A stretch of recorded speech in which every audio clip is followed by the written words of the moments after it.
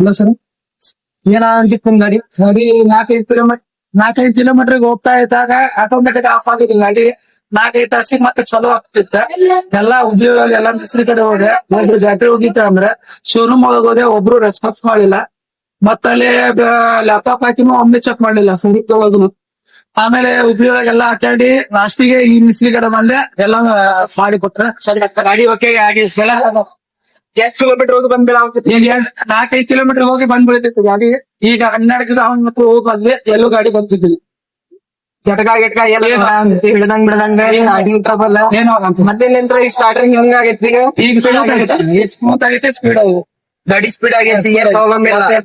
ಎಲ್ಲಿ ಹೋದ್ರು ಬಂದ್ ಬೀಳ ಎಲ್ಲಾ ಚೆಕ್ ಮಾಡಿವ್ ನಾವು. ಎಷ್ಟು ಕಿಲೋಮೀಟರ್ ಅಡ್ಡಾಡಿ ಬರ್ತೀವಿ? 12 ಕಿಲೋಮೀಟರ್ ಅಡ್ಡಾಡಿ ಒಂದ್ಸತಿನೂ ಬಂದ್ ಆಗಿಲ್ಲ. ಸ್ಟಾರ್ಟಿಂಗ್ ಕರೆಕ್ಟ್ ಐತಿ. ಎಷ್ಟ್ ತಾಸ ಒಳಗ್ ಕೆಲ್ಸ ಆದ್ರಿ ನಿಂದ? ಎಷ್ಟು ದಿವ್ಸದಿಂದ ಕಡ ಅಂತಿತ್ತ ಗಾಡಿ? 6ನೇ ತಾರೀಕಿಂದ ಕಡಾಗ ಮಿನಿಮಮ್ 15 ದಿವಸ ಆತನ ಇವತ್ತಿಗೆ. ಏನೇನ್ ಅಂತಿದ್ರು ಮಿಸ್ತ್ರಿ? ಒಬ್ರ ಬ್ಯಾಟ್ರಿ ಹೋಗಿ ಚೆನ್ನ ಅಂತಿದ್ರು, ಒಬ್ಬ ಸೆನ್ಸರ್ ಹೋಗಿ ಚೆನ್ನ ಅಂತಿದ್ರ, ಒಬ್ರ ಟಾಕಿ ಕ್ಲೀನ್ ಮಾಡಿಸ್ತಾರೆ, ಗ್ಯಾಸಿನ ಚೀಪ್ ಆಗುತ್ತೆ ಅಂತ ಹೇಳ್ತಾ ಇತ್ತು.